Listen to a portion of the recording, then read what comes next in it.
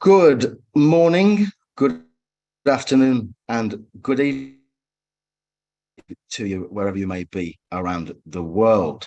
You join me, as usual. I'm out in Phu Quoc Island in Vietnam, and I'm really, really happy to see you all here today for our Genius Metaversity Masterclass. Now, you may or may not be aware that today's masterclass will actually take place in the Metaversity. I am about to give you a link, and I'll drop that in the chat. I'll be dropping it periodically for later joiners. If you would like to connect with Roger and Rich as soon as possible, please do click the link in the chat. I will give it a moment or two for people to join and click that link. And then for anybody who has any issues with joining the Metaversity, I will share my screen and I will go through the process myself. So please do click that link that's in the chat. And if you're joining a little late, we'll drop it in there periodically. If you already have an account with Vatom, it may be that you have to verify your account again, which I just had to. I clicked the button and it landed instantly in my email inbox, and I put the code in and I'm straight into the Metaversity. Having said that, you may not have to, hopefully. So please do click that link. And once you're in there, you will enter the Metaversity and you'll see in front of you, I hope, and slightly above the top of your screen, you'll see a stage area with a big screen on it. If you click on that screen, you will be ready for Roger and Rich and the masterclass. I will go through that process myself in just a moment for anybody who needs me to show you. But as I say, please do click on that link, go into the Metaversity. Once you're there, click on the big screen that's on the stage area, and you will be ready for Roger and Rich. So let me now share my screen with you. And for anybody who would like to see that, I'll take you through the process. There's one important thing that I'd like to say, though. Once you are in the Metaversity and ready for the webinar, please do leave this Zoom room. That's for two reasons. The first reason is, of course, you don't want two sources of noise or two things running using up your resources on your machine, but also because that will give me a really good idea of anybody who hasn't been able to make it over to the Metaversity and will still be here in Zoom with us. So please do click the link. Join us over in the Metaversity, or I'll be here. I should say I am there as well. That's the wonderful thing, isn't it? But join Roger and Rich over there shortly. Click on the link. And so for anybody who needs a little demo, let me now click on the link myself and go over to the Metaversity. You'll see that it's really quite simple. Well, our Zoom isn't really playing both. Zoom's just got me here, Phil. So you can stay now you've said that, and you can hear me giving the instructions to any latecomers. But and you know, assuming you're in the Metaversity now, as you said, can we leave both? So yes, Phil, if you need to. Joe, you've raised your hand. So anyway, if I can just continue with my demo instead of answering questions. I can click here to begin. I don't need to do any of this. I could just, I can skip this, but unfortunately I can't get this little Zoom bar out of the way. So this isn't really happening. I'm just going to stop down for a moment, guys. I won't have to. You'll see there's a button on the bottom that says skip this setup. Once I've clicked on that, through to the Metaversity, and this is what I'll see. So that wasn't exceedingly smooth. You click the link, and then you can go to the button. Couldn't quite click on this way. This says this. You be in Metaversity with all of us to see made it through it. I think a couple of minutes left before we actually start our well, I think we're just about to start pretty soon. So please, if you can sort of make your way over to the stage area, the fastest way to do that.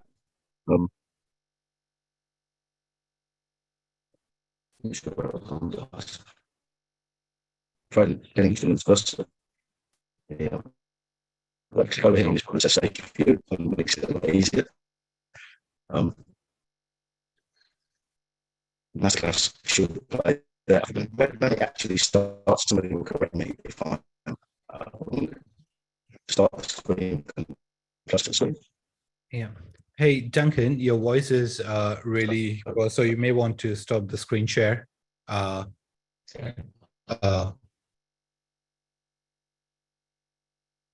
Okay, we have you back now. We have you back.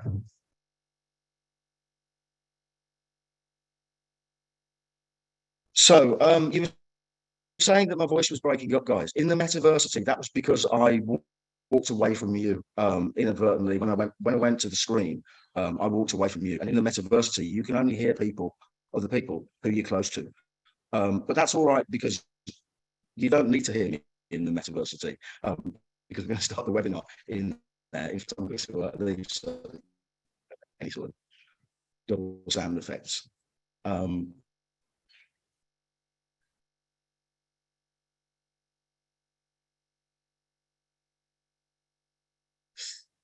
So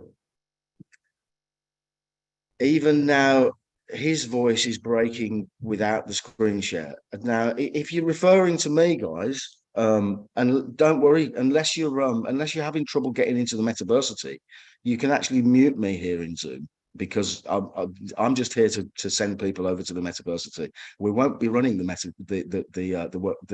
masterclass here in Zoom. So you could either mute me or indeed you could just leave this Zoom room as long as you're already in the Metaversity and you're able to connect with the masterclass and Roger and Rich. So is that really clear?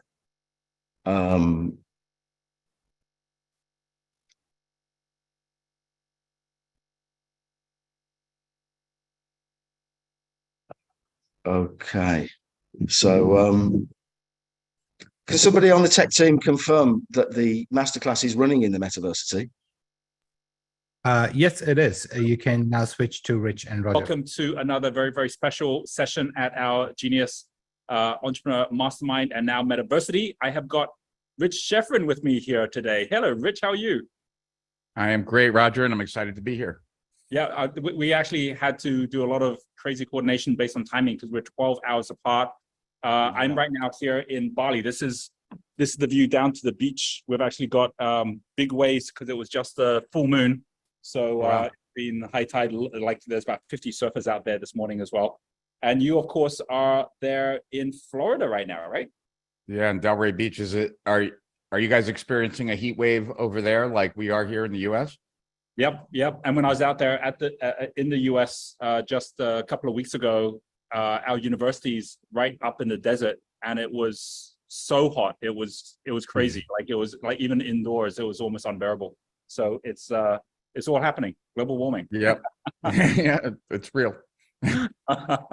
So I'm really excited for this session because we obviously have had a number of speakers and trainers on recently that have been very focused at AI. You obviously were also sharing at our summit about what's happening and things that move so quickly in this space. So I want to just, before we jump into it, give everyone a very quick overview. If you missed out on our summit, we had Rich on there. I'm going to give you an opportunity, Rich, again, just to share very briefly about the backstory of how you became the guru of gurus, right? Like I'd like everyone to make sure you're going to Strategic Profits, which is Rich's company, where there is just a massive amount of content from all the top leaders on what's working today. And you'll see if you go to Rich Schefren's site here, and the team will drop all this down, the first thing that pops up is this Internet Business Manifesto. And really, in terms of like $1 million launches, Rich is really the pioneer of all of this when it all got started. And download this, have a look at it, because while it's a classic, we're going to be talking about some of the principles that hold true no matter what's going on in technology. So yeah, Rich, I'd love for you to just give an overview of how you dropped into this expertise, and then we'll take it from there. Sure. I'll quickly go through some of the backstory that's not relevant, but some of the key pieces are, I was in the fashion business first, and then that led to the music business. And I was pretty successful in those businesses and kind of semi-retired, like in my 20s, not like a real retirement, like I was never going to work again, but just I had enough money to take some time off and figure out what was next, And so I took a year or two off and actually went back to college because I had dropped out of college and I wanted to get my degree. So I did that. And then I read an article in Time Out magazine about a hypnotist, and I had never been hypnotized. And I figured I want to try that. So I made an appointment, went for a hypnosis session. Turns out I'm highly hypnotizable. And so the session that I had was pretty profound. And I went back for more and I liked it. And so then I studied hypnosis, and then I decided that's going to be my next business. And so I opened up a hypnosis center in Manhattan. And when we first started advertising it, I thought I knew marketing and advertising pretty well because I had like the hottest store in Manhattan, and I had done a lot of stuff, but that kind of advertising was all image and style. It was not direct response advertising, which I had never even heard of. And so the ads that we first tried to use to get people to call into our hypnosis center were slick, like the stuff I did in music and in fashion, but it didn't make the phone ring. And that put me on a pursuit. And finally, I heard of this thing called copywriting and direct response.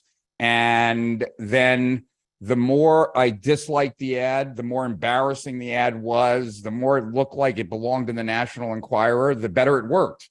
And that made me realize that I had a lot to learn because my gut instinct was totally in violation with everything that seemed to work.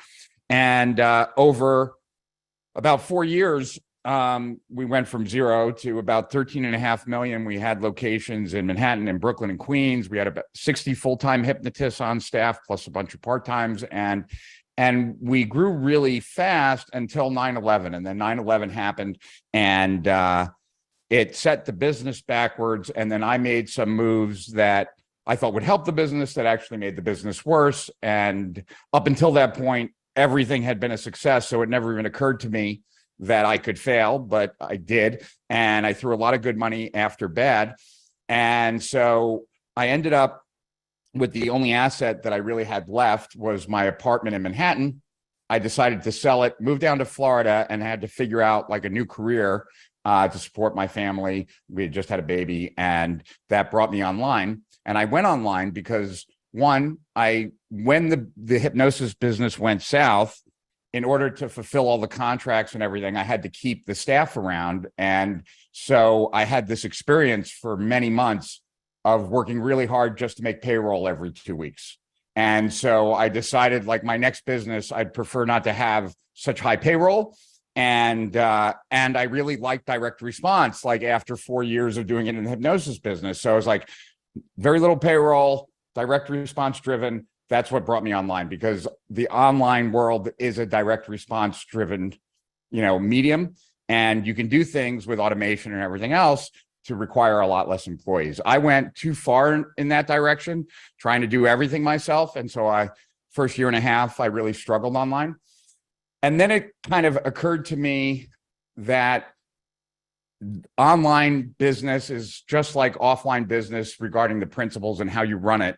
And so then I started running my online business like I had run my offline businesses, and everything started to succeed. And I had made a bunch of friends early on, like going to seminars and things like that. And when all of a sudden I kind of figured it out and I started making a lot more money, I tried to help my friends. And what was interesting to me was, I had studied accounting in college, like I have an accounting degree.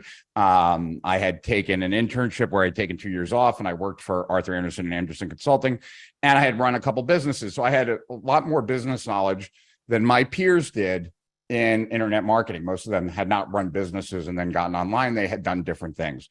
And so what I realized was that there was like this big gap of knowledge that people had. Like, they didn't know how to run a project. They didn't understand profit and loss statements. They didn't understand systems. They didn't understand all these basic things.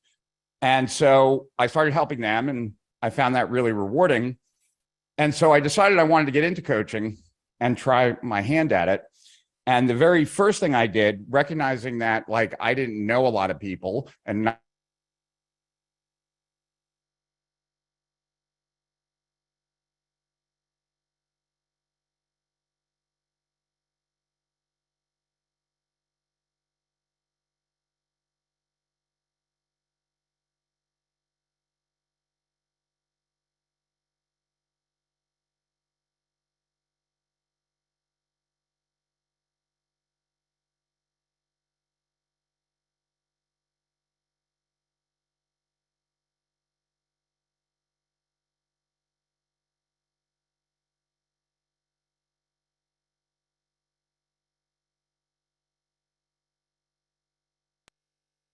Hi, Ethan or Mary. The video is frozen. Can you have a quick look?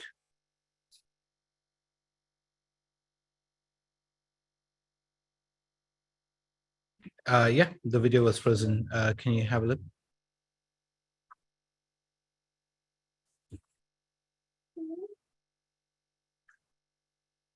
I can hear you, Ethan. Can you play the video? had a falling out. So now my little money train was over, and now I needed to start coaching if I wanted to.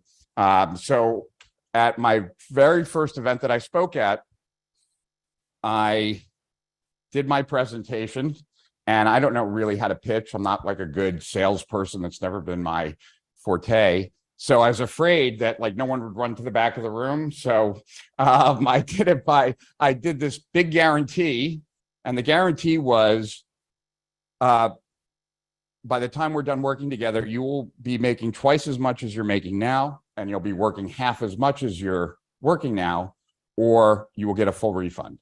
And so that was the guarantee of the program, and you had to apply so that this way I could avoid if no one ran to the back.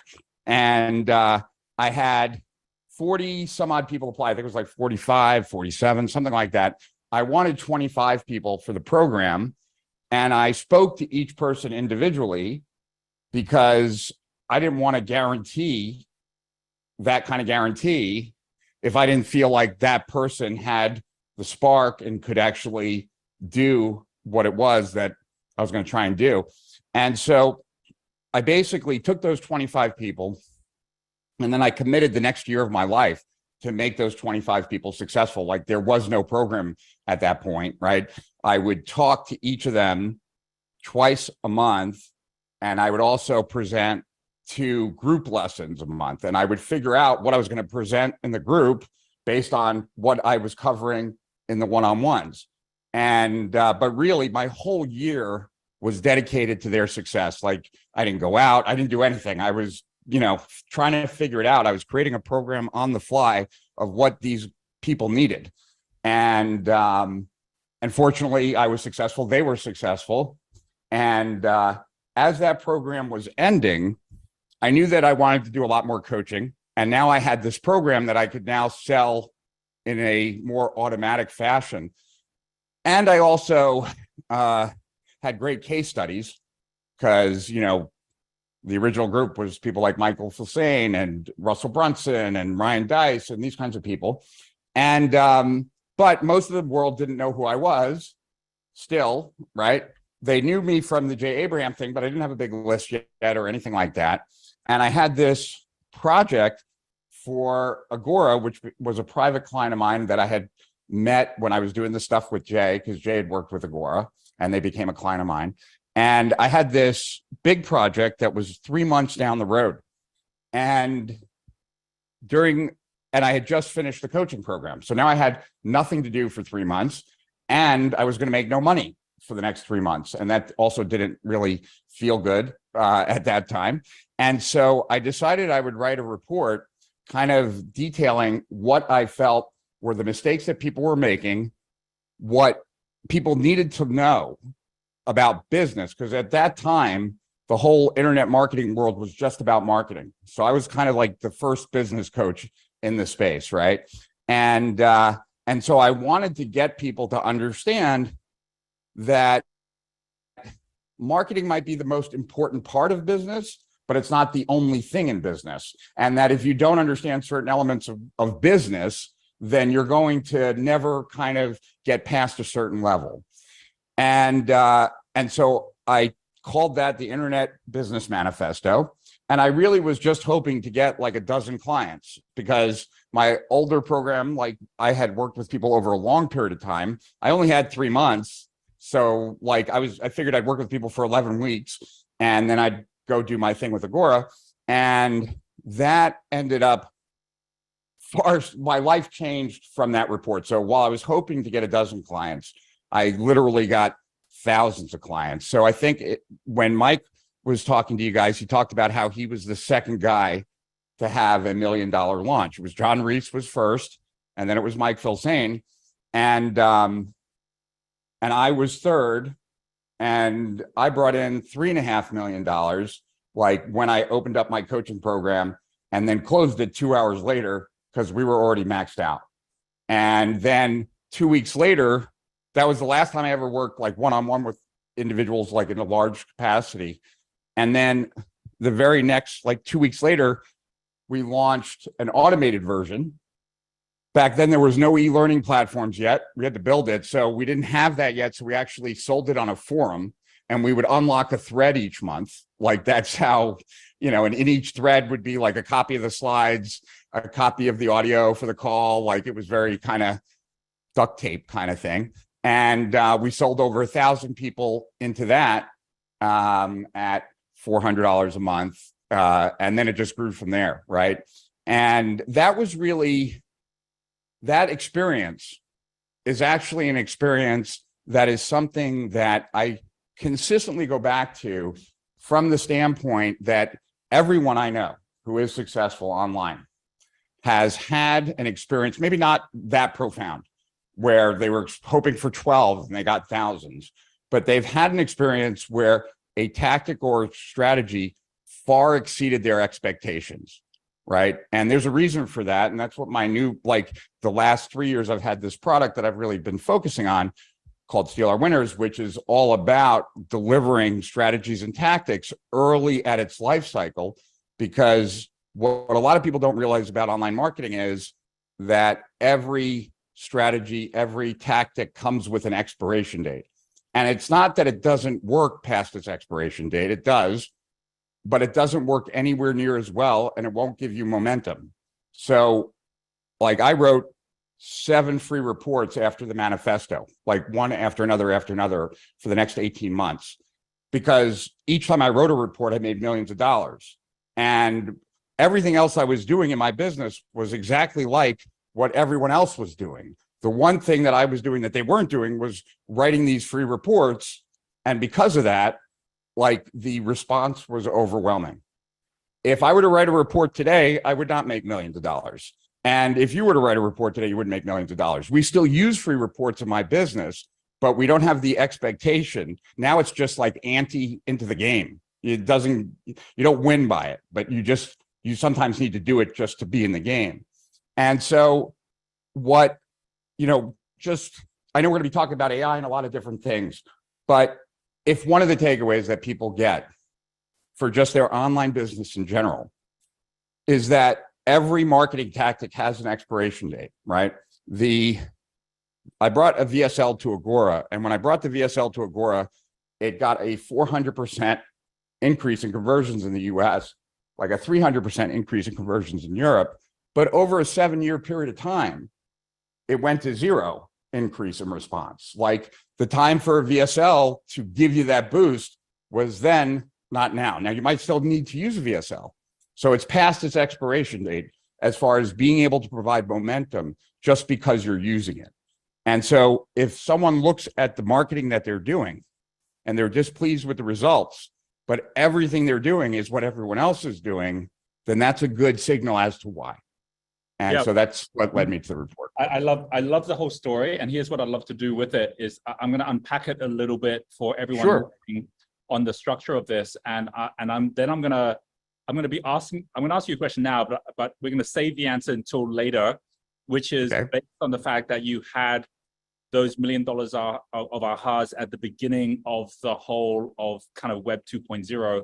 And we're at Web 3.0, like what would be, like not just what strategy you're following, but what would be a strategy you follow, others follow, which you believe is going to be the next winner. Because the reality is, like the next big marketing phase is coming. It's still coming. It's going to be over the next year. We're going to see mind-blowing results when people get that. So we're going to get to that. But I want to build a bit of anticipation on it. Also, want to basically share how so much of what you shared links in with our, what we call our impact meter. And to just go through this, because I think it's super important for everyone who's using our tools to know what Rich went through, and the fact that most of us, we get it in the wrong order, right? Like the difference of like marketing versus product, or the difference of attracting customers versus delivering value to them. Which do you start with? Where do you start? This very first bit, I love the fact that you said when you said, look, I don't have a brand, but Jay Abraham does, Steve Pierce does. Why don't I just partner with them and parachute in instead of basically having to climb up the mountain, right? And that really is kind of like a level 4 that we talk about, which is where you partner with other people that already have brand and credibility, and you add value to them, right? In a way that they're happy to do that piece. And then what happens when you go on, the way the impact meter works is it works on the basis of saying, you know, if you're going to have 1,000 customers, you're still going to start with your first customer. And so what's the first part where you started? And when you basically then said, look, I got to figure out my own thing here, because you already knew how to market, you could bring people on board, but you didn't know what the product was because you didn't know what people really were trying to solve. And so getting that core team with the goal of being able to have your beta group that was going to give you success stories, that would then be enough value that would make people who didn't know you then want to come on board and join you. The first level 1, level 2, which is just get your first 10 customers and don't spend your time trying to sell them a product. Spend your time trying to figure out what their real problem is and solve their problem, right? And once you know what can be scalable from there, then go scale that. And what you then did by saying, okay, now I can see what people's real problem is. And by the way, I really think a lot of people today are solving for problems which no longer are problems anymore, right? Like they're trying to show people landing pages. They're trying to, here's how you do it. Those are not the problems anymore. And most people are using AI, because we are going to come back to the AI side, as a way to generate, to help you solve whatever you think the problem is. I will do more content on stuff based on the fact we think we know what the problem is. AI is going to know what the problem is way better than we do. They're going to know exactly how to split test better than we do, how to create much more responsive copy than we do, and figure out what the customer's problem is better than we do as well, right? And so that was something that both Mike and also Ryan were doing, was that we're using the AI to figure out a better avatar and a better problem to solve, because it already has data out there collecting. So there's a whole aspect to this, which is the way that you moved up from, okay, now I've got 100 customers. Now I'm going to scale to 1,000. I'm going to scale to 10,000. And then realizing that you've now got so much value you've created from all your knowledge, you can leverage that value for a free report at a point when free reports really are taking off. And you never would have known that was the formula until you tried it, right? But after trying it, then it's like, hey, this actually works. Then you can double down. And I'm meeting so many different people within our community that's saying my old model simply does not work anymore, right? So it is about, okay, well, don't go out. You know, I just had a conversation with one of our CEOs of our companies who was like, I've got this idea. I think if we went out to do this, it's going to work. And I'm like, well, if you really believe that, go get 10 customers who are willing to pay you for that first. Because if you do that, you're wasting your time thinking you know better when in fact you don't know better, right? So breaking that down, I just want to break that down into 2 pieces. One is like when people think of internet marketing, they'll often think, okay, someone was really good at getting in my head and getting me to click on something, but I got disappointed at the end because the product I got offered wasn't what I wanted, right? So there's definitely a possibility for someone marketing, but over marketing without delivering and under-delivering. There's also the opposite. Some people have amazing delivery, but they're terrible at marketing. So as a result of that, they're basically going down too far the value route without leveraging that value. I love the fact that you started with the whole idea of hypnosis. And we're seeing mass hypnosis around the world right now. The media is hypnotizing, politics is hypnotizing, and a lot of marketing is about understanding the psyche of people in ethical ways, because you can make it unethical as well, or you can push people to buy something that they shouldn't be buying. And you had to grapple with that to begin with. People will go away from that and say, I don't even want to market, and then they actually miss totally the whole point of what they're doing, which is really trying to solve people's problems. you've probably seen a lot of those same podcasts I've seen where they're saying AI is going to be better at hypnotizing people than anything. It's going to create its own religions, right? Yeah, I could see that. So I'd like to start on that side before we get onto the product side. What do you think are the biggest shifts and changes happening in people's psychology today, which means the way you go about marketing to people has to be different from just sideways sales letters or any of the tools that worked 10 years ago? Like what's changing, do you think? Well, I mean, there were some shifts that I still don't think that some people really got. So let's start there and then we'll proceed into the future, right? So of those like 7 reports I wrote, the next series after the Internet Business Manifesto, the missing chapter and the final chapter, that was like the manifesto series. The next series I wrote 2, and one was called the Attention Age Doctrine 1, and one was called the Attention Age Doctrine 2. And the Attention Age Doctrine 1 was all about how I believed, and this is like early 2007, that attention was going to become the scarcest commodity online. And what were the implications to the entrepreneur? Because everything is demanding of their attention, their family, their business, et cetera, right? And how can you maximize kind of the ROI on your own attention? And then I quickly followed that up with Attention Age Doctrine 2, which was really talking about Web 2 and this new thing called like social media, and how like the internet was going from a broadcast medium, right, where it was a one-way conversation. Like if you got screwed by a company, you really couldn't, there was nothing you could do, to now a two-way communication. And there was going to be a rising distrust of marketers, a rising trust of peers. And what does that look like? And what happens when your prospects have the ability to broadcast too? So not only just a one-way conversation back and forth, but also they can broadcast out to the world.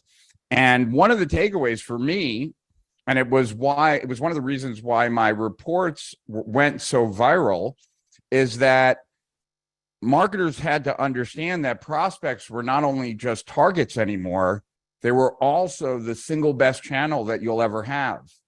And so it's word of mouth, but most people, when they even think of word of mouth, they're thinking of their customers. And like, if I only had my customer sharing my report, like it would have never been as big. I had my prospects sharing my reports. And so then the next question was, well, how did you do that? I would imagine. And people don't share something with their friends because of what they feel about me. They share with their friends because of how they feel about their friends, and whether they feel that what they have, like what they just got from me, would be helpful to their friends. So it just raises the bar on the content, kind of like what you were talking about.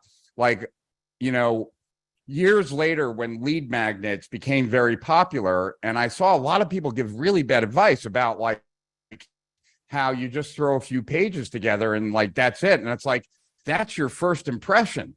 Like I killed myself on those free reports because I recognized that like if that free report, if someone got to the end and they were like, wow, I can't believe that, how good that was, I want more, like that would be a much better place to leave people than midway through the report saying like, oh, this is crap and like, you know, whatever. So yeah, part of marketing is not only like what you do to get the person to your site and get them to like opt in or click or whatever, but it's also those initial experiences they have and whether or not that lines up with the promises you made and everything else, right? So definitely, you know, and now we're moving from Web 2, right, to Web 3, which, you know, seems to be taking a longer period of time than most people predicted, right? And I don't know if you remember, but I do. And so I kind of assumed that it was going to be like this. I remember when Second Life was a big deal, which is like the equivalent of like the metaverse, right? It was just 8 years earlier. And big companies bought property in Second Life, and like it sounded exactly the same to me, right? And so like I think we're still some time away from a real metaverse and a real like, you know, that happening, but it will happen eventually. I just don't think it's like we're on the cusp of us all entering this digital world and really taking on digital personas in that capacity. But as AI gets into marketing, like Jay Abraham and I did a 5-day AI challenge, right? Where we wanted to see if we could create an entire campaign from scratch to sell a product by us doing none of the work and just having AI experts each day, like for an hour or two, do their magic, right? So, and we were able to. And in one of the final days, we used this company, HeyGen, to create a digital avatar of me, which is pretty good. If you watch it for more than 5 or 10 seconds at this moment, you can tell, because I don't move enough. I'm too rigid, right? But we just had a meeting with them yesterday, and they showed us new avatars that you can't tell the difference. You cannot tell the difference. And for a company like mine, that is game changer, because I'm not only the face of the brand, but I'm also the guy behind the scenes doing a lot of stuff. So time for me in front of a video is really hard. And then we also have international partners in lots of different countries. And so a digital avatar of me that can speak Japanese, Italian, Spanish, etc., gives my partners a lot more flexibility. They can send us the script and we can just immediately send them back a video of me speaking it.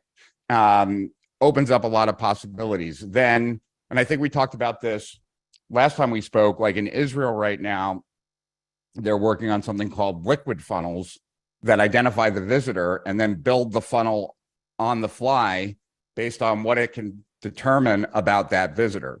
So, every device has a device ID. Most browsers have cookies, and there are things called identity graphs that can take your device ID and then track backwards to who you are. And so based on that, they can find out, your credit score, where you live, your psychographics and your demographics. And so with all that knowledge, then AI can figure out what to show you specifically, which would be different than me specifically based on what turns me on versus what turns you on. And the whole experience will be different. And that's already being done. It's not accessible to smaller businesses like ours right now, but it will be. And, but to go back to your question, like about people, I don't know, like I go back and forth, it's like when I talk to any individual, I see a human and a compassionate person. When I look at the masses, like online, I don't experience that, and I don't identify with it, and I don't like it. And I feel like we are all living in our own bubbles, and we all are being fed by these algorithms, information that is just all confirms our biases, right? Like, we look at someone and then we think, like, how the hell could they believe that? But that's because they're getting news that backs up that belief, while we're getting news that completely disregards that and builds up what we believe. And so I just don't think it's a good thing. And I don't know where it leads to, but I don't think it leads to anywhere good. And I have a lot of concerns about it. I try personally to spend very little time on social media because I just don't think it's healthy. I spend a lot of time away from the computer. I spend a lot of time when I work, I generally write by hand because I just don't, as much as my life depends on technology. And I don't think this massive consumption of never ending propaganda, really, that suits your interests, is healthy and good. And, I wish I could say that I'm someone who spends a lot of time watching stuff that I completely disagree with to kind of keep an open mind. But I'm not that, I don't like it. It just gets me angry because I'm already believe what I believe. And I'm not saying what I believe is true because it's probably not. It's just like my truth, right? So, yeah, I think that I don't know where that leads to, but I don't think it leads to anywhere good. I do think that more and more people are isolated, which I think makes them more vulnerable to marketing or anything else. And, one thing I learned in the hypnosis business, or at least like one of my hypnosis teachers told me, that I always bought into and kind of informed the way I coached and how I wrote my reports and everything else was, most people don't really know what their real problem is. Like when you ask them what their problem is, they're going to tell you what the symptoms are. And so that's what I learned as a hypnotist, right? Like when you ask what the problem is, what you're going to hear are the symptoms, but there's a deeper problem beneath that, right? And so I've always looked at markets as just a group of people who share a conflict. And a conflict is either a goal unattained or a problem unresolved. So there's a group of people that have this conflict, and that's what makes up a market. And most people, if we're not talking about like buying a coffee machine, if we're talking about something more significant to their life, most people didn't join the market yesterday, right? So they've had this conflict for some period of time, which means that they've probably tried to solve that conflict doing the standard things. So every time that I've gone into a market, like what was behind my reports was recognizing that I'm talking to a group of people that's trying to solve a conflict, but has not been able to, and has probably tried the common ways of trying to solve it. So I always looked at the problems that my prospects were experiencing as symptoms of a deeper problem. And that if I could write about the symptoms, like what they perceive as problems, in a way that they understood, that I understood what they're experiencing, right? So that means showing, not telling, right? Like it's one thing to say you're experiencing information overload. That really doesn't mean anything. But if you break down what information overload feels like, looks like, what the experience is like you go on your desktop and it's covered with icons of everything that you downloaded. You've printed out more stuff that you could possibly read. Sometimes you've printed out the same thing numerous times because it's trapped in piles. That there's this anxiety of being able to get through this stuff because you know that the right answers are in there, and so on and so forth, right? But like, it's not just info overload, because no one's going to identify with that in the way viscerally, emotionally, like with the way that you describe it. If I could describe their problems that I'm now redefining as symptoms, and I could show them what the deeper cause was, right, that I would have people lean in, because, there are different models for free content. Like one good model is something that Frank Kern came up with called results in advance. And the idea is you take the journey to their goal.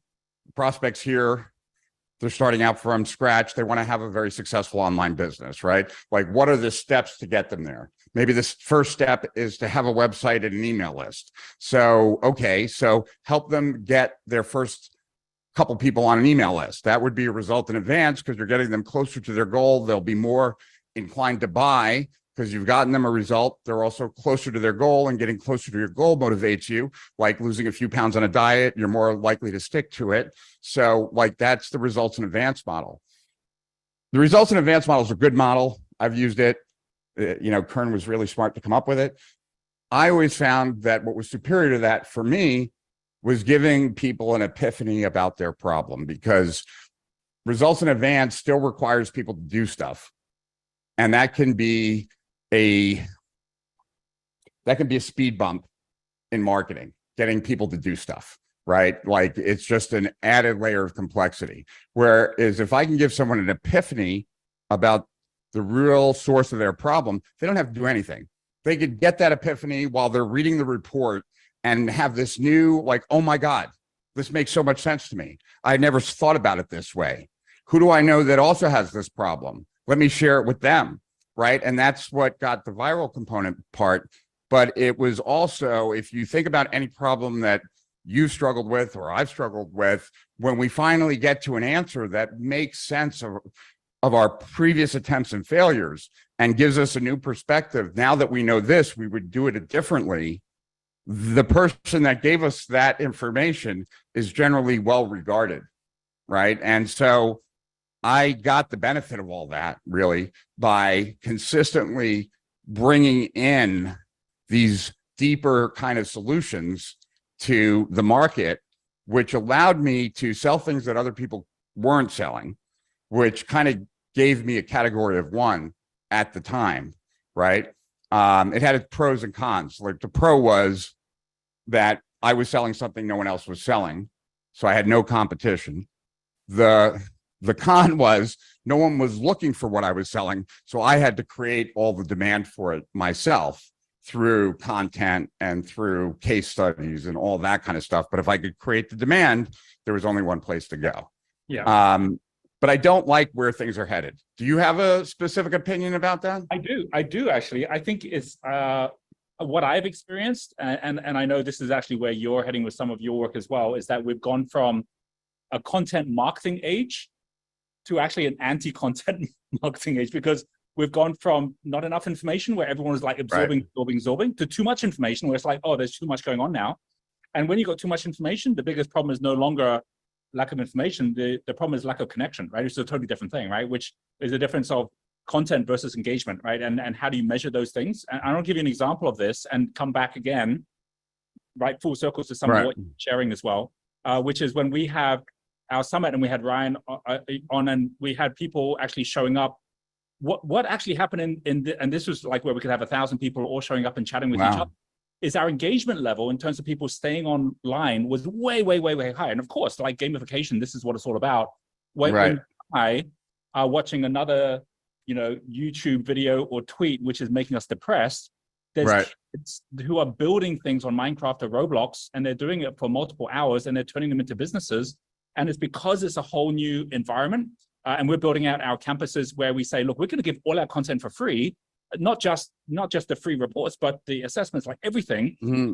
And our goal is to get people to pay for the connection. And we'll be all of them. It'll be the ones that want to go backstage. It'll be the ones that want the high level programs. And it's okay if 95% of everyone actually is coming in for free. And to your point, which was that you started actually measuring as much how viral were your reports. And it doesn't matter if the person who's getting it for free never bought from you. If they share it with their friends, and one of those people said, well, I'm willing to buy, well, then you mission accomplished, right? And what we put together a few years ago was the fact that the funnel was dead, because the funnel was all about the fact that you assumed you had infinite attention and infinite time from people to guide through. That's simply not the reality. And we instead talked about a cycle where that cycle really links 4 different resources. You mentioned attention. We said the first one, when we actually call these people followers, these are the people who are loaning you some attention. They're not even giving you time yet, because you get the attention on social media or through someone's partnership.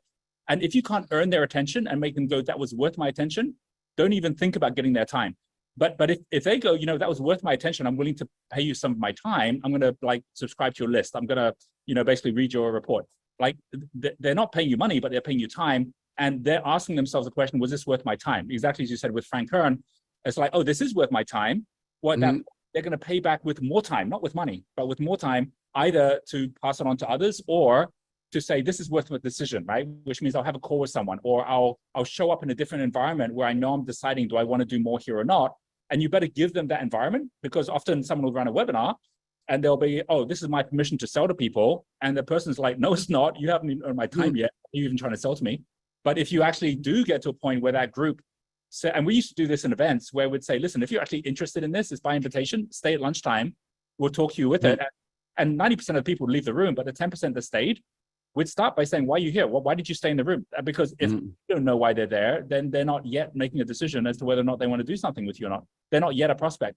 But if you can design it at that level, eventually you're going to get the people who are going to be paying you the money. And it doesn't matter if it's a number, because they're going to be willing to pay you a lot more because they really get it. And that's frankly how the whole gaming industry works right now, with the freemium premium model. And that's, I believe, where all learning and all education is going. But the most important thing is, on this side, the biggest problem people have is I'm getting content, but I'm not getting connection. I'm willing to pay for that extra connection, get that VIP service, and that pays for pretty much everybody, right? So I wanted to share that because I think you're 100% in the place where you're going. I totally agree with that. And the only thing I want to add to that is that, I would imagine you would agree with this, that I think a lot of businesses they want the cream of the market. right? They want only the best customers.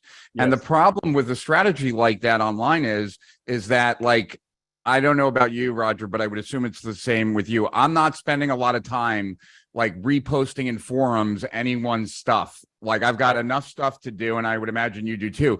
The people that take their time to do that generally are lower down the ladder, like as far as like where they're at, like in what they're trying to achieve. And so if you disregard all those people, you also like diminish the possibility of there being lots of things written about how great your business is and how wonderful the things are that you are putting out and all of that, because generally the higher level people don't take the time to do that. They might tell a friend, like personally, but that's about it. It's generally the parts of the market that some businesses like don't want to entertain, that are actually the bigger proponents and movers of stuff online, like on a grassroots level. There's 10 times more people who have the time but not the money than there are people who have the money but not the time. And and that's okay, because like, you know, on an airplane, there's far more economy class seats than there are first class seats, but you still want both, and be profitable if you have both. And you're absolutely right. If you realize most people who are giving you time, they may never be your customers, but they could be your biggest fans. You know, there's more people that own Tesla stock than own Tesla cars, right? So the fact that you've actually got this army of people who just love what you stand for and are sharing it out there, that beats a heavy marketing budget every day. And it also keeps you honest as to what you're actually delivering. Are you delivering something where the actual mission and message is strong enough that it actually resonates with a much larger group of people? And I'm 100% right. If people think, hey, what if I actually had a community or a business where I'm quite happy that 95% of everyone that actually gets my content gets it for free, right? And then the fact that just some pay for it. This here is where we actually even put together our impact metrics to say, look, if you want to have, you know, 10,000 customers who are going to be paying you an average of $20 million, $2,000 each, expect to have 1 million people that actually you're impacting, right? And that's okay. And then you're not just basically saying, I'm not going to look after this person because they're not paying me. I think that's such an important part. And it's kind of like where, you know, the idea of having an impact comes in beyond having the income, right? The income follows the impact. Right. I love what Jeff Bezos says, where he says, look, there's two types of people. There's the mercenaries and the missionaries. And I'd much rather support the missionaries, not only because they come with purpose and they're going to keep on persevering when things get tough, but they actually make more money, right? Because they're actually understanding that the people that they're going to connect with are there for the bigger purpose as well. Here's what I'd love to do, Rich, because I just love the way you've been sharing the way you're perturbating the next like outcome as well. I would love to finish on two things, and I'm going to bring Michelle on to talk about our community and the awards that we have, because we always give awards every month. And I want to direct people, first of all, to all of these different slides in here where we are talking about, you know, basically how the world is changing. It's been much more around the psychology of how people are changing and the fact that AI is going to play a part in that. But without going into details on the elements, I'm really looking forward to seeing what you evolve, Rich, as you go through this. But you have on here as well, you know, you mentioned Jay Abraham before. You already got this great story about how you're, again, creating content which is relevant right now for today. Do you want to share the story of what happened here? And I'm leaving this QR code up here as well, because this is really a gift for everyone within our community right now as well. Yeah, so I was telling you the story off air that so Jay Abraham is like a father figure to me. I wasn't close with my dad, and I think like there was a part of me that was looking to replace that void. And so I've been very close with Jay for over 20 years, been partners on lots of projects, and really probably one of a handful that really like most of my knowledge came from, like where I learned from. And so, you know, Jay and I are very close, and Jay called me with a problem. Every year he speaks at Tony Robbins' most exclusive mastermind, whatever that is. And he generally gets quite a few contingency clients, you know, clients that pay him a lot of money based on performance of his ability to help grow their businesses. And Jay is insanely great at that. So that's a key place for him where he gets these super high-end customers, which makes total sense because these people paid multiple six figures to be in that room, right? So these are generally successful people to start with. And they wanted Jay to give away a book. And Jay called me in a panic because he didn't want to give away any of his books because none of his books cover the internet. And he feels and knows that the internet is so critical to any business today. And you know, I work with private clients and Jay works with private clients. And anytime Jay has a private client where he needs some more strategy around the internet side, he calls me in and I, you know, help his client. And I do the same. I call Jay when I have a client that I need his creativity and, you know, his genius for. And so Jay called me because like he had a problem. He didn't have a book he wanted to give. They wanted him to give away a book. And he asked me if I could help him. And I said, yeah, I probably could. Like, when do you need it by? And he said, tomorrow. And I was like, you need something by tomorrow? And he's like, yeah, I know. And I'm like, okay. We thought about it. You know, I told him I texted him when I figured something out. He called me back and I said, look, you know, the only thing that we can do is, you know, we have this well, he knows the product, but for you guys, you know, it's this product, Steal Our Winners, which I was mentioning earlier, where we publish 2 strategies a week that are currently crushing it that most people don't know about yet. So it's early in its life cycle. We could take the best strategies for each of the building blocks of an online business, right? The funnel, right? And like how you get people to the funnel, different media strategies, et cetera, right? We can take all those pieces. We can take the best episodes and take the transcripts, put QR codes in so people can get the action guide. They can watch the interview of the expert actually detailing the steps. And we can put that together in a book and I could have that to you by tomorrow. And he said that would be perfect. And so that's what we did.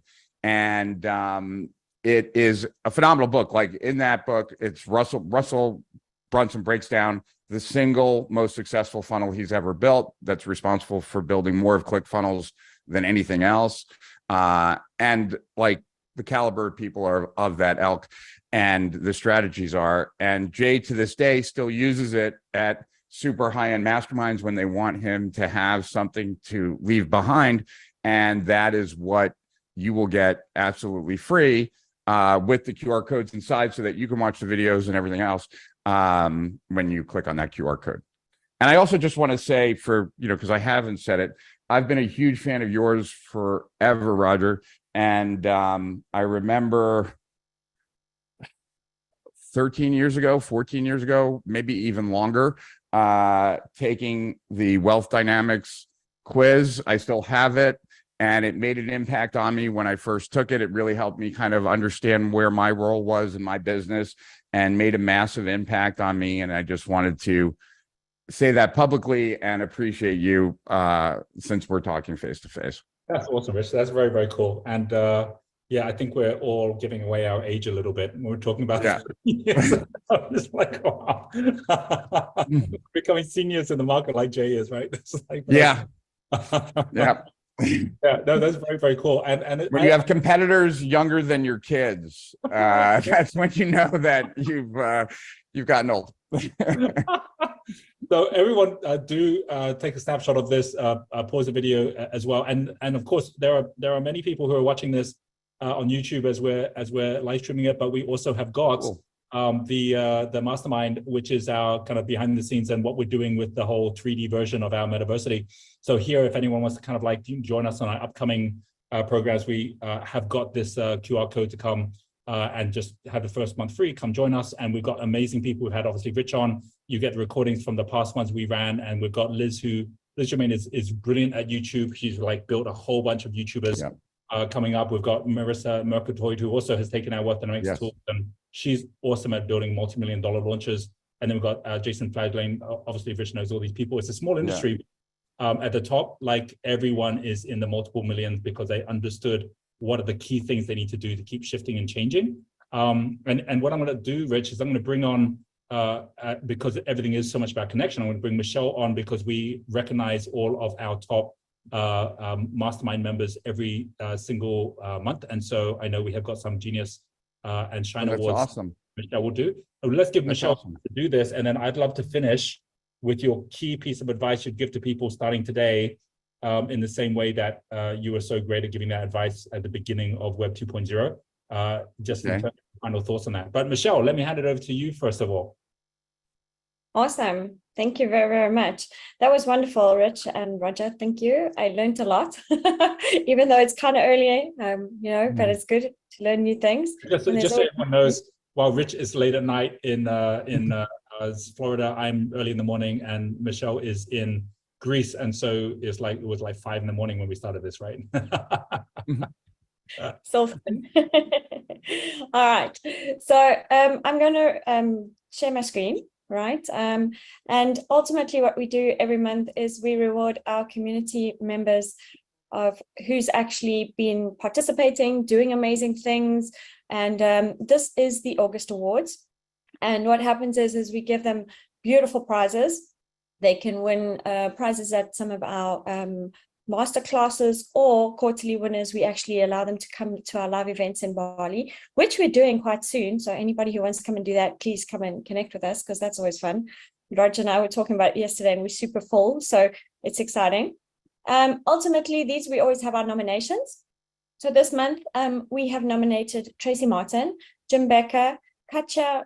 I'm going to just leave her surname for now because I always tongue-tied, and it's one of those. And then I've actually got Kyron and Beryl, who are our level 3 partners.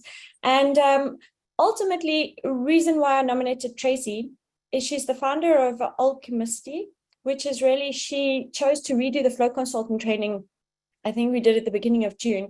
And she's taken an extra layer from that and revamped her programs. And now she's also on the GAP program. And she's actually relaunched her program to be able to incorporate more of our principles, because she kind of, forgot to do that over the years, and has revamped it. So that's amazing. And now she's actually driving more clients to Talent and Wealth Dynamics. And I'm super excited to see what results she's going to get after the GAP program. With Jim, it's always around the consistent stuff that he's been doing. He promotes all of our stuff. He's been in our crystal circle for a very long time. He is now moving towards the sale of his business, so he's changing his movements. But he's also mentored on a lot of our programs. And one of the big things is that he's always come onto Roger's mentorship, and he's very much applied the principles. So I wanted to recognize him, because it is always something that inspires me when clients actually listen to what we're teaching them, and they go and make a mass success of what they're doing. With regards to Katja, actually, she's got an amazing digital marketing business. She's all over Facebook. She's the founder of Viral Marketing Stars. So you guys say she's very young. She's got her own Barbie thing going at the moment after the movie. And ultimately, she came and connected with us around Wealth Dynamics. So she is now one of our affiliates, and she's promoting it through her community. And she's helped more than 17,000 brands. She's very verbal on Facebook. She's spoken on stages. She's phenomenal in all the things that's coming out all the time. I can't actually keep up. But the reason I've put it here is because she's so excited to actually take what we have and bring it out to her community. So she's rolling this out to 25,000 plus clients in the next month and a half, right? So this is super for us because, like you say, the young people are bringing up all the marketing, which makes it easier and beautiful. All right. And last but not least, Kyron and Beryl, they're the founders of Freedom Co. and country leaders of New Zealand. And what they've actually done is they've acquired an education company called Wealth Mentor. So it's the reason I brought them as a reward today is because one of the things that Kyron has done over the years is he's also been part of Roger's mentoring, and he has followed everything in the principles of moving up through from red upwards. And what he did with this particular acquisition as he started with as a customer with him in 2012, and then became yellow level mentor in the business. And then when the pandemic hit, he took charge and he led the business to green level. And now actually in 2023, Beryl and him, they purchased this business. So it's an amazing principle behind this, that you can actually take the learnings and actually go forward with that. So for me, that is why. And ultimately, yes, the winner is drum roll. Carol. So I'm super excited on that, Roger. And congratulations, Kyron and Beryl. You see, one word. Anyway. Thank you, Michelle. Thank you so much for that. And big congrats to Karen and Beryl. A lot of people don't know that Karen is also basically now a one of these ultra runners who does like 100K at a time. And cool. And he uses that as a good analogy for this whole entrepreneurial journey that we're on. So let me put a context to the final words for you, Rich. Some of you might have noticed my power was running very low, so I actually moved indoors, plugged it in. And this is what it's about sometimes, repositioning when you realize you're run out of power. Like watching the surfers here, one of the things that you notice all the time with surfing is that if the wave is breaking, right, that like there's a time to get off the wave, right? There's a time to reposition for the next wave coming.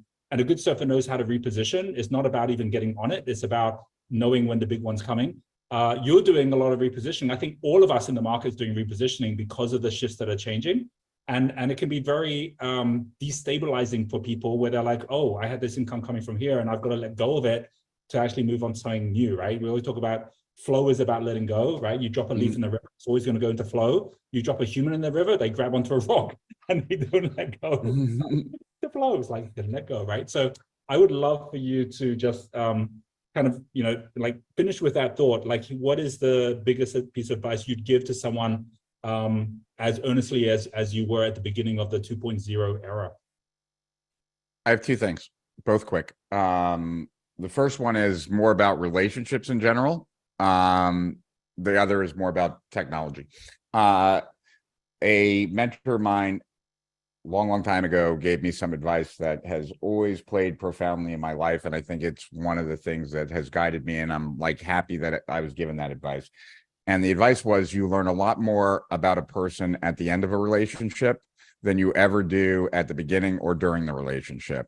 And so I've always held myself to try and treat people as best as possible at the end, right? And that's what, like, I think that's one of the reasons that, like, I can still use my Google results as like on a sales letter, right? And just like have my name in quotes, even though I've been doing this for 20 years. And I, like, some people are so short-sighted and your reputation online carries with you everywhere, right? And so many people like shoot themselves in the foot at the end of a relationship and do something that, you know, can last forever online, and it's just bad, right? So in your personal relationships, as well as your professional relationships, recognize that you show your true self when you know it doesn't matter, and because the relationship's over. And I would say on a web, but I think that applies here just because of your online persona is going to become more and more important. It already is, but it will become even more so. And then when Web3 is really at its prime, like when we've really ushered into it, you will see a much more decentralized world, right? Kind of the way the internet was prior to Web 2. So there was a time like when a website could be a destination site. That really isn't the case anymore because everyone goes kind of to Google, they go to YouTube, they go to Facebook, they go to Instagram. But when you have your data back from Facebook and you have your data back from Instagram, and now they can't sell it as easily as they can now because you own your data, they don't, right? Who knows? There might be less of appeal of what's going on those platforms.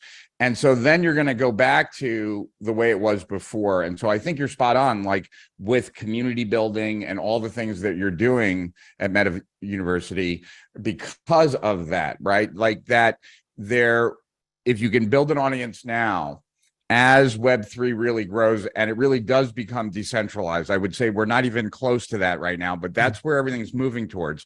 Then there will now be a new search for where am I going to start my internet? Where am I going to, like, you know, for every person, like before Web 2, right? Like it was AOL and it was, you know, different specific sites, but your site could be the starting point for your community, much more so in the future than probably today. And so if you treat people right, if you recognize that your community is made up of buyers and other people that can share your message, you can get the word out. And while these things won't be the key drivers, I don't believe, they are critical for really growing something that is sustainable long-term online, that you need a place where your customers and prospects can hang out. And right now they hang out on social media, but there will be a time when they probably don't. And you could have your place for them. So that's what I would say. Absolutely. That's fantastic. I really, really appreciate your time, Rich. Absolutely fantastic. Next time I get to Florida, let's meet up. And thank you everyone so much. Do download that report and get connected directly with Rich as well. Thanks a lot. We'll catch up with you later. Bye, Rich. Hi, everybody. We are running a little bit over time, so I'm going to be really quick. If you are a member of the Genius Metaversity, you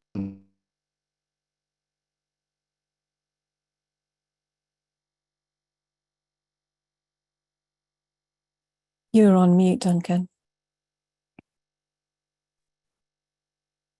I'm very sorry. I must have clicked it twice. I have a little bit of sunshine here, so I can't see my screen very well. I was just saying that we are a little over time, so I'm going to be quick. If you are a Genius Metaversity member, you can find the replay and you can find the slides over in the community circle, which I have dropped the link for. If you are not yet a Genius Metaversity member, you can have a month's free trial. Please follow the link that I have just dropped. So Mary just helpfully dropped the link to the private community circle, and I've just dropped another link. If by chance you're not a Genius Metaversity member, you can get over there. You can claim your 3 months trial and see us here for the next masterclass. So that's all from me. I hope everybody enjoyed it. Thank you very much for joining us from all around the world. Lovely to see everybody here. I will see you on the next masterclass. Thanks, guys.